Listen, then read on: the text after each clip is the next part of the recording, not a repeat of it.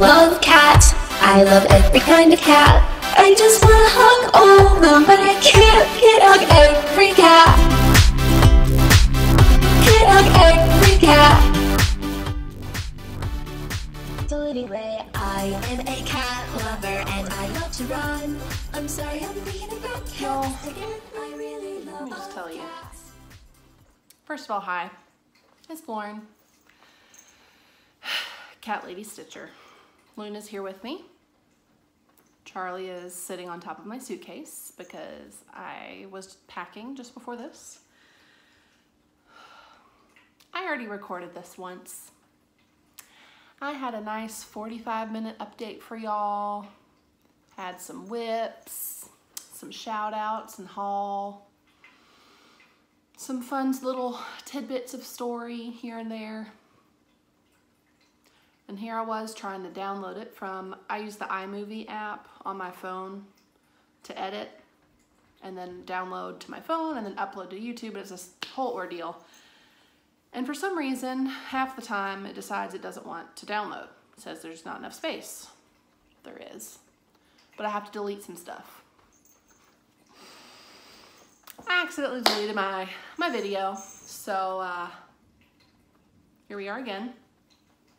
I have showered. I'm in my PJs. I've packed. I'm going to Seattle in 2 days, but I gotta go.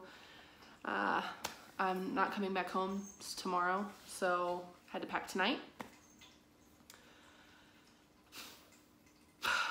It's real frustrating, but anyway, I'm gonna try this again.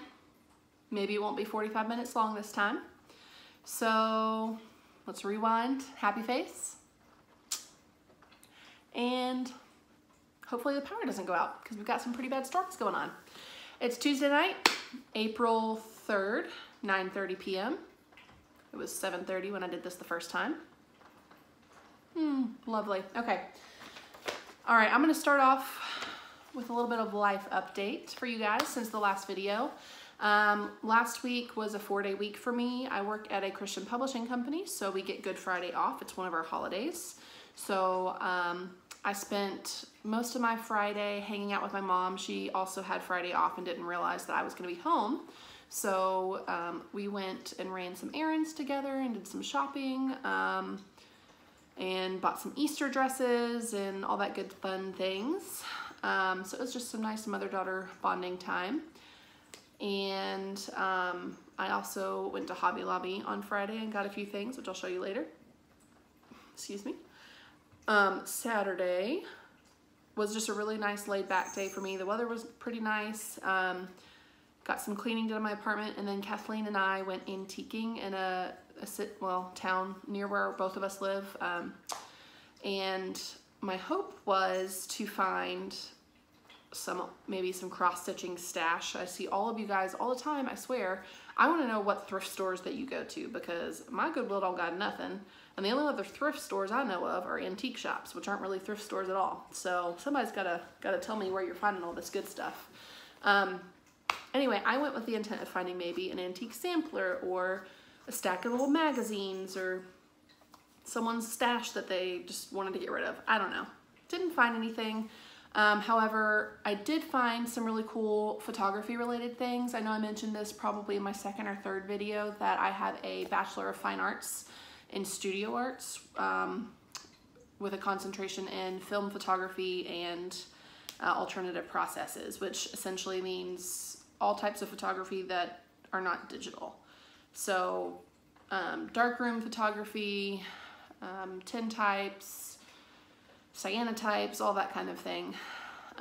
So I always enjoy going to this particular booth at this antique shop, one of the ones that we went to, and they always have a lot of really great photography related things. And since Kathleen has a minor degree in photography, it's something that we share, an interest that we share. So I was showing her some things there.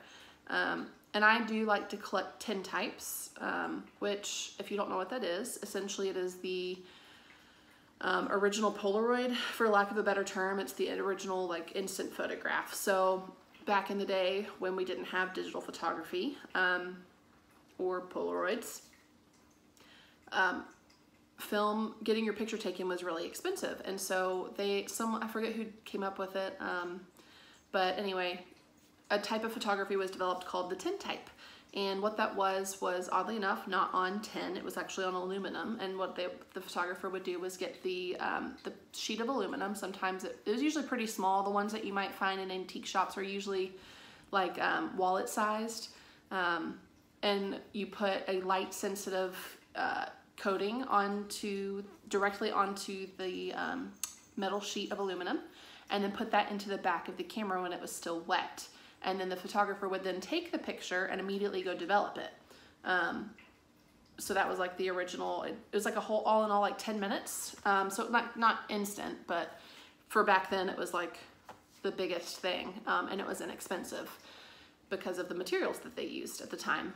So anyway, lots of those all over the place. I studied tintype photography my entire senior year of college. I had to develop for my senior thesis, I had to develop my own curated art show. So to graduate, I had to develop a body of art and curate a show for that. So what I studied was modern tintype photography, which essentially is just a really cheap way of doing it, and they're called dry tintypes because the original process used wet chemicals.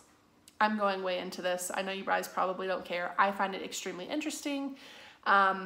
And I always enjoy when you guys share your other passions as well. So anyway, just for your knowledge, I will insert a couple of photos from my senior exhibition here.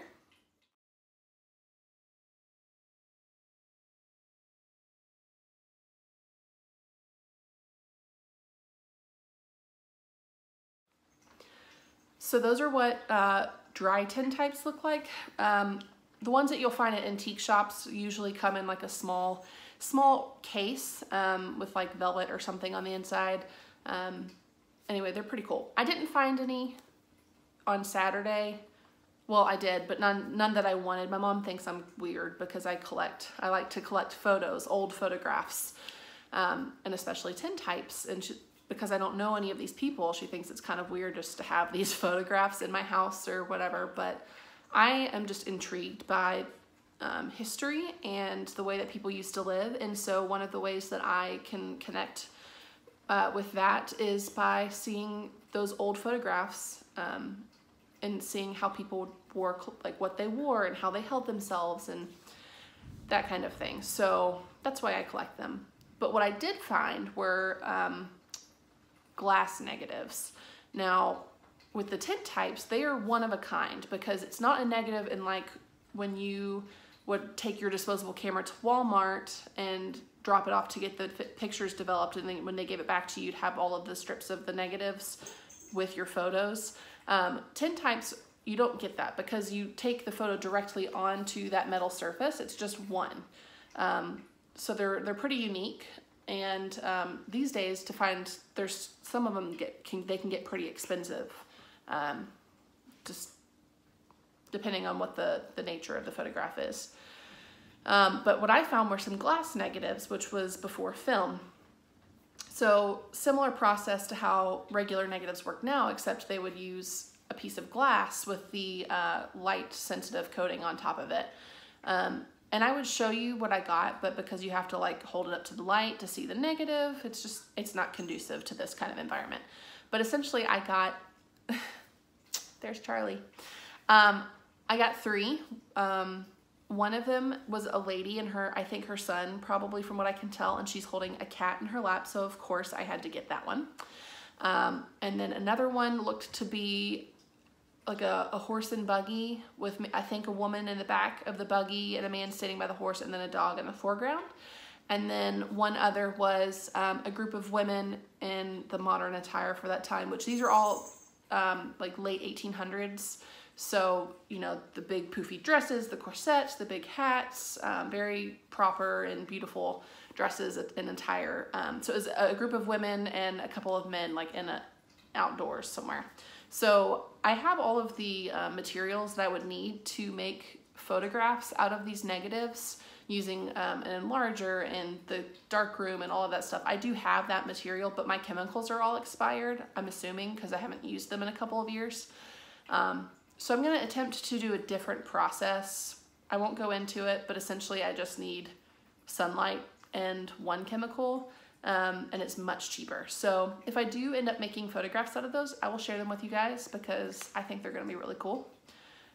It's just like a little timestamp from history. So all that to say, Kathleen and I had a successful, even if not cross-stitch successful adventure antiquing on Saturday.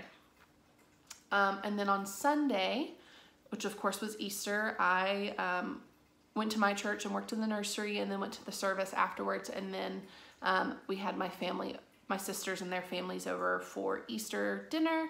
And then my sister, one of my sisters had a couple of her friends come over a little bit later in the day, and we all just kind of hung out. I worked on some of my cross-stitching. We watched the movie Coco, which if you haven't seen it, it's an adorable Pixar Disney animated film about a young boy and his family, and kind of like him learning more about his ancestors and just the importance of family.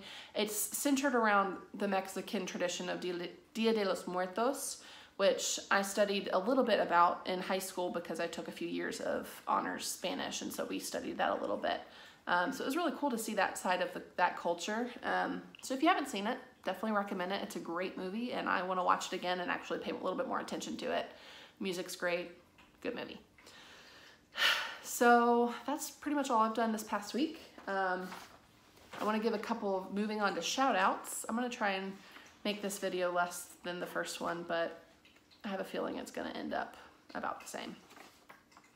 Anywho, shout outs. I had a couple of lovely ladies give me a shout out on their page and on their Flosstube, so I wanted to say thank you and to kind of return the favor because I watched some of their videos and I wanted to let you guys know about them. The first one is Ivy House Crafter. I'm not sure how long she's been watching my videos or when she found me, but it's been since I started my fun theme song at the beginning. She likes it, so thank you for for that lovely comment. I know it's definitely a niche song. I think it's really hilarious and fun and kitschy. My coworkers hate me every Wednesday because I always get it stuck in my head, and therefore it gets stuck in their heads, and I sing it all day long.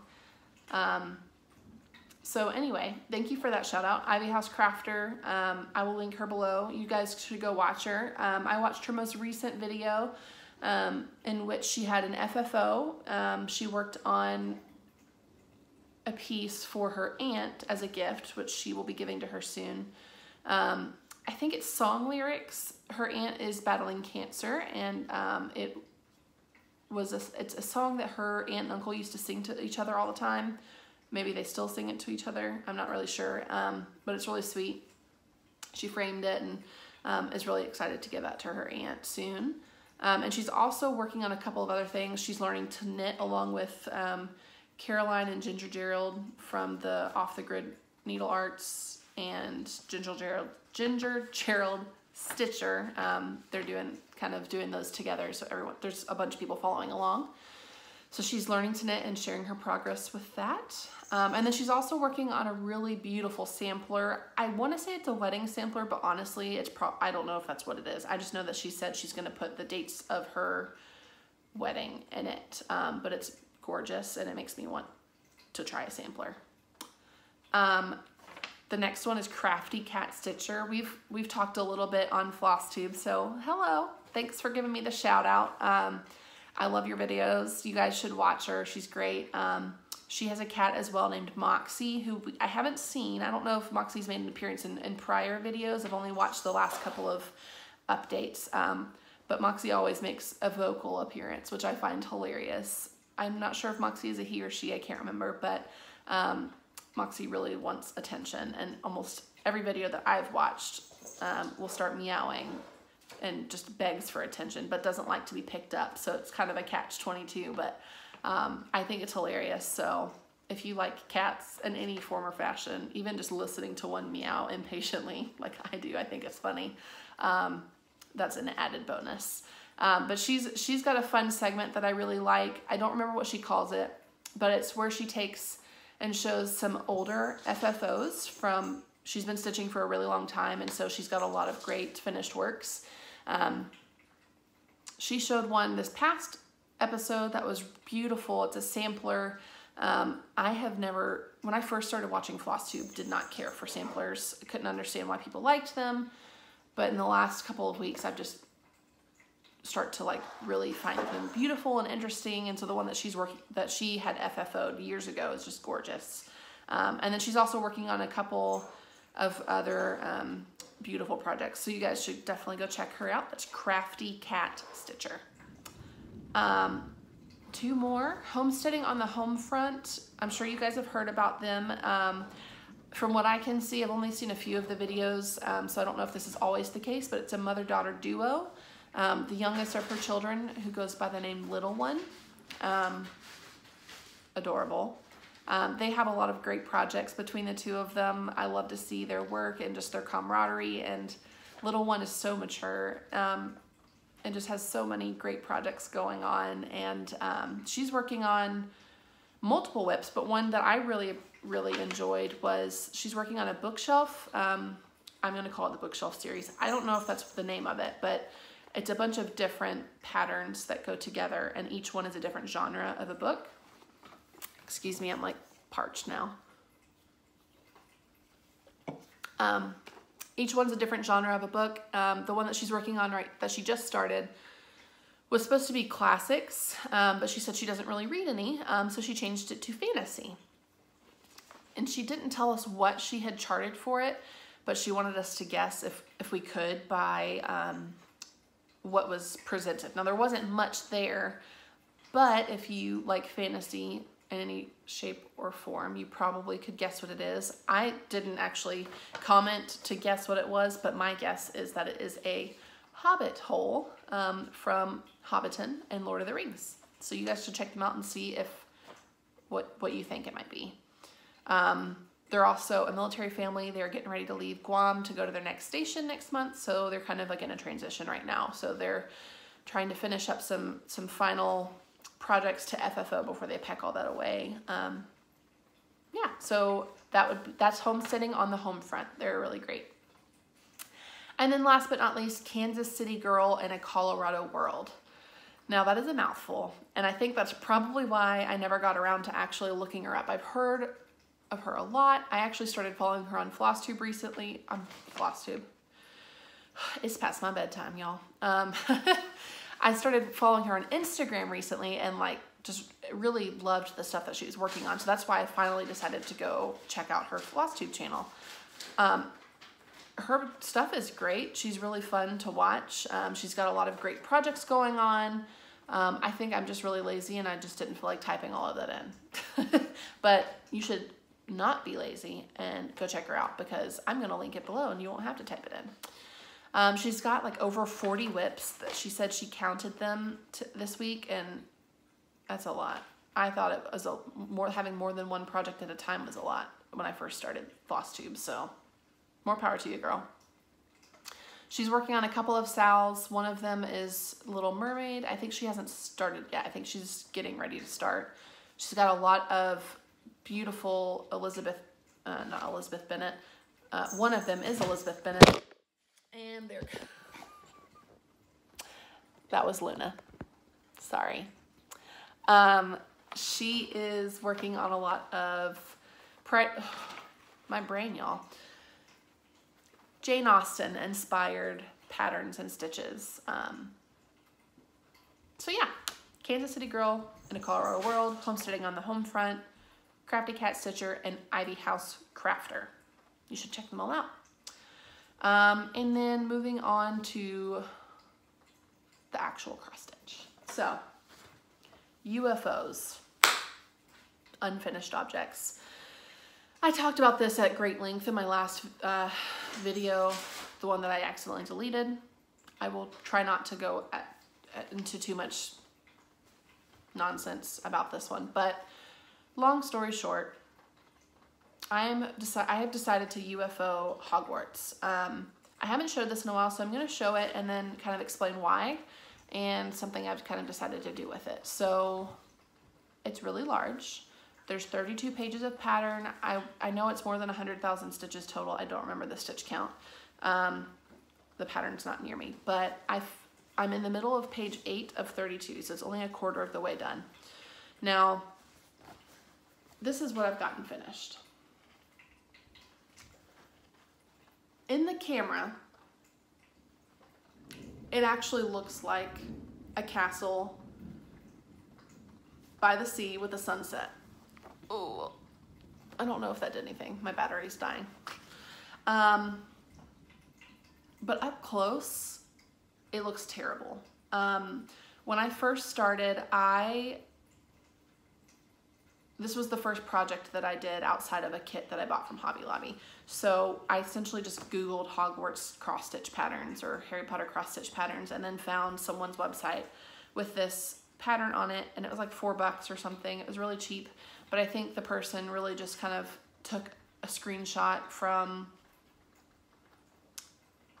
Google and put it into a cross-stitching pattern creator, and then didn't actually try to make it look any better.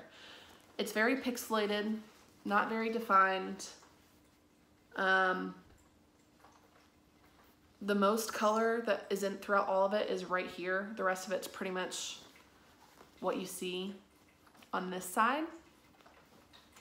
And it's just not bringing me that much joy anymore. I'm not going to go into as much detail about it as I did the first time because I'm tired and I'm frustrated that I even had to do this again to begin with. But I don't want to work on this anymore. I've just got too many other projects going on that I would prefer to do that are much more rewarding for me. So yeah, I'm going to UFO this. But at the same time, I'm somewhat sad to see all of this fabric just go to waste. So if for some reason, maybe you're bored, maybe you like to torture yourself like I do, maybe you just like to make beautiful things out of not so beautiful things. If you want this and would like to continue stitching on it, even if you don't finish it and then pass it on to someone else to continue stitching on it, maybe it can be like a Sisterhood of the Traveling Pants type thing, but with Hogwarts cross-stitching, let me know and I will gladly send you this and the rest of the pattern. I printed the whole pattern out. However, I was highlighting as I went and then threw away the pages once they were fully highlighted. So the ones that are done, you won't get that, but you'll get the rest of it, which is what you'll need. So let me know if for some reason you want it. I will gladly pass it along. I want to say it's like 28 count, maybe 32. It's some type of even weave. I got it from Hobby Lobby. It's whatever the largest size they had. And it's like a canvas material. It's very thick and just like rigid. So that's just not gonna deal with it. Not gonna do it. So I also, moving on to whips, I talked about the class schedule Sal last week. So again, without going into nearly as much detail as I did and the first time I filmed this, the main reason I even decided to go through with this is because I paid for it and I already had the materials. The design is terrible. It's not good. If I had seen this ahead of time, I would never have paid for it. That being said, I was inspired by a lot of the other stitchers within the Facebook group for this stitch along. Making changes, additions, completely redoing each month. So it inspired me to dive right in and do it anyway. The main beef that I have with this is that Harry Potter is one of the most widely known and celebrated series throughout the entire world. If you're going to create something for fans of something this widely known and celebrated, you want to make sure that you're doing the absolute best that you can.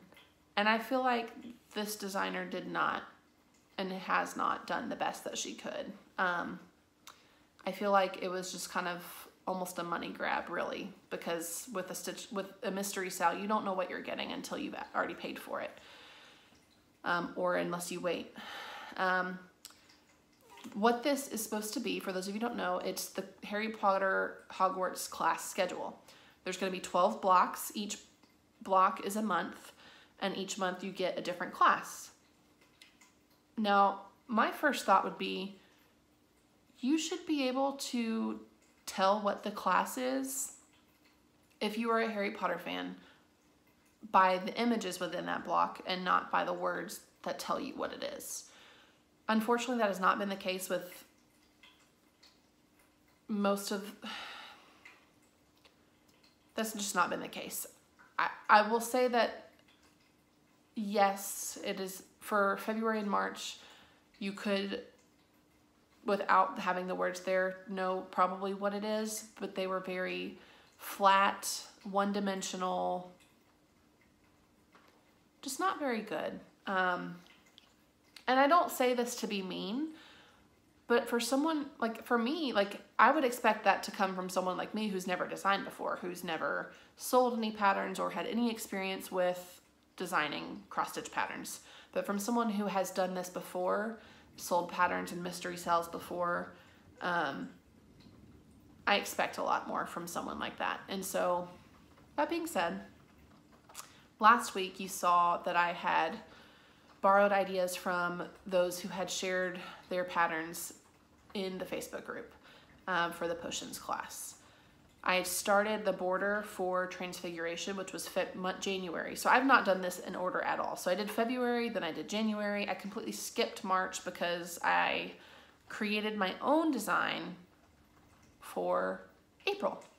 But you haven't seen, and I'm not going to take it out of the hoop because I just have it set up how I want it. So I'm going to put in a picture of last week, the finish that I got for January here.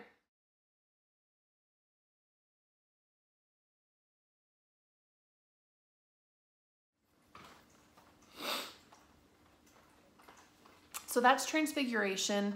I borrowed the silhouette of the cat from another person who stitched it and shared that on the Facebook group. And then I also borrowed the idea of the across the entire block shelf. And then I pretty much just kind of added in the books and the little quill and jar of ink. And then the compass... I'm tired. Not the compass. The pocket watch was inspired by the first scene that we see Transfiguration in. In the first book, Harry and Ron are late to class because they got lost, and when they run in late, Professor McGonagall suggests that she should have turned one of them into a pocket watch so next time they would arrive on time. And I just always really liked that. So that's why I did that. This month, for April, was the class for History of Magic. Now, we don't see a lot of that in the movies. In fact, I think it's only, I don't even know if it's mentioned at all. They just pretty much cut it out. The teacher for that class is a ghost. I feel like they could have easily done it, but again, it's just, I can see why they cut it out. But there's so much potential for that, especially with the teacher being a ghost. It's the only class where the teacher is a ghost. So there's just so much that could be done. And all that was charted was a stack of books with a quill and ink, a bottle of ink, which is extremely disheartening and frustrating, especially since literally the entire series is set inside of a school where they learn things from books and write with a bottle of ink and a quill. So needless to say, I did not go with that. And I decided to take matters into my own hands, and I charted this out yesterday, tried my hand at it.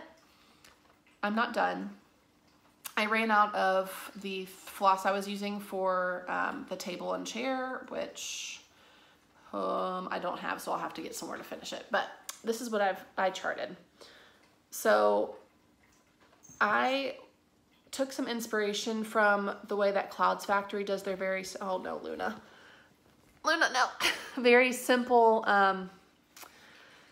simplified characters with no like arms or legs or anything. And so that's just how I kind of, I don't know. I didn't really know where to start. So that's just what I did for Professor Benz. He stitched 1/2 to give him more of a translucent appearance. And then over here on the blackboard is Urg the Unclean, which is just a name of one of the goblins from the Goblin Rebellions, which is what they pretty much study the whole time.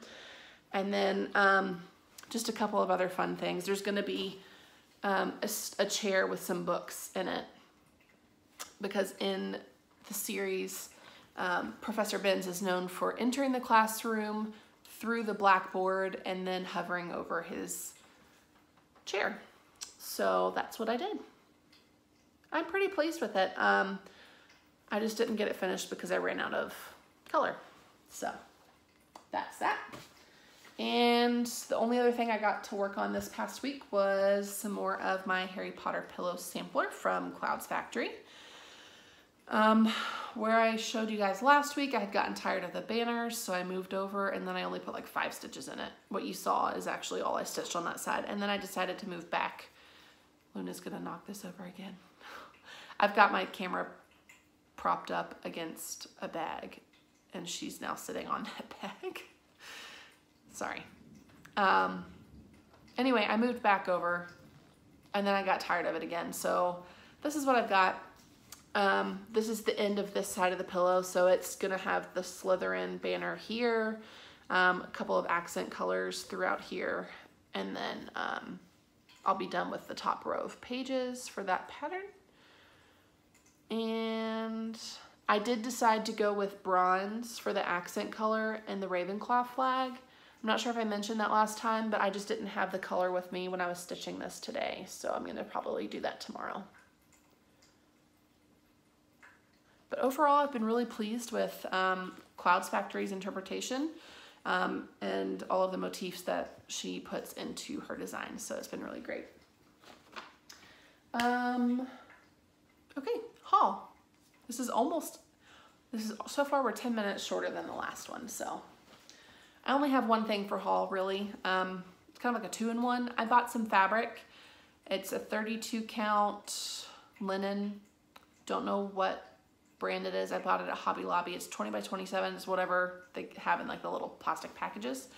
I got some white linen and then I decided to try my hand at hand dyeing. So I got some royal blue Rit powder dye and I diluted it a bunch for the base color and then used a more concentrated bit for the texture to get some modeling, and I just really love the way it turned out. It kind of looks like a summer sky, so I'm in love with it. But let's see if I can get a good color for you guys. I just really love it. It reminds me, oh, there we go. That's perfect right there. It reminds me of a summer sunshine day. Like you're looking at the blue sky with just some like really thin wispy clouds. I don't know. I love it. I haven't quite decided what I'm going to use it for yet, but I have a couple of ideas. And then I did have another piece of fabric that I had bought that's like a burlap texture and appearance, and I wasn't a huge fan of it. I'm kind of tired of, it seems like everything I've been stitching on has been like cream or burlap colored. So I decided to dye that one as well. It came out really gross looking, but I know that I'm going to find a pattern that will fit perfectly with it, so I'm keeping it. I don't know what's going to go on this, but I know that when I do see it, it will be perfect and I will know. So if for some reason you see this and you're like, oh, I know a pattern that will work perfectly with that ugly color, let me know. I will probably stitch it. And then it's not really haul because I didn't buy it, so I'm gonna count it as Stitchy Kindness. My friend Kathleen, you may have seen this a second ago, but she came on, sorry, I thought there was a leak for a second. It's like raining really hard here. She was on my video a couple weeks ago where I introduced her to cross stitching, and she's become quickly obsessed. Kathleen, you can deny all you want, but you've bought more cross stitching things than I have in the last 2 weeks. So just saying. She has more needle minders than I do now, and she kindly gave me one of the ones that she got. She bought some from an Etsy seller that had Guardians of the Galaxy themed, and she got me this one. Let me have this one. It's Groot. And it's super cute. So that's my stitchy kindness. And last but not least, plans for this upcoming week. I know I mentioned this once or twice, or maybe like 100 times. Kathleen and I are going to Seattle this Thursday. Today's Tuesday evening. I am going to stay the night with Kathleen tomorrow because she lives much closer to the airport than I do, and we have an early flight on Thursday, which means I had to pack this evening, and I will not be coming home tomorrow. So having to film this again was definitely a frustration, but now we're finally to the end. So we're gonna be going to Seattle, having lots of fun. I plan on getting some stitching done on the flights to and from. I think they're like 5-hour flights each way. So I'll try to get some stitching done then. Maybe finish my History of Magic and Herbology squares for the class schedule, and see what else I can get done on the pillow sampler. I'm going to be needing some more Flosstube material to watch while we're on the plane. I would like to download some to watch while I'm flying. So if you guys have a channel that I haven't, maybe I haven't mentioned it, or you would love for me to watch it, please comment below so I can start adding some more people to my list to watch, so I can have something to watch on Thursday. But yes, Kathleen and I will hopefully be filming a Flosstube video for you guys while we're in Seattle next week, so be looking for that. And I think that's all I got for you. So thank you guys so much for sticking around, for keeping on coming back each week. I really appreciate it. I love to read all of your comments, and it just really warms my heart. So thank you so much. If you haven't already, I would love for you to subscribe, give me a thumbs up, and just comment below, say hi. Yeah, and if I haven't responded to your comments yet, I try to at least make sure that you know that I've seen it. I may not do so right away, but I usually have my phone on me, so sometimes I'm pretty quick about it. So just let me know, or keep commenting. I will get to you eventually. So you guys have a great, happy week. I hope it is full of stitching, and I will see you next week. Thanks for joining. Cats. I love every kind of cat. I just want to hug all of them, but I can't hug every cat. Can't hug every cat. So anyway, I am a cat lover, and I love to run.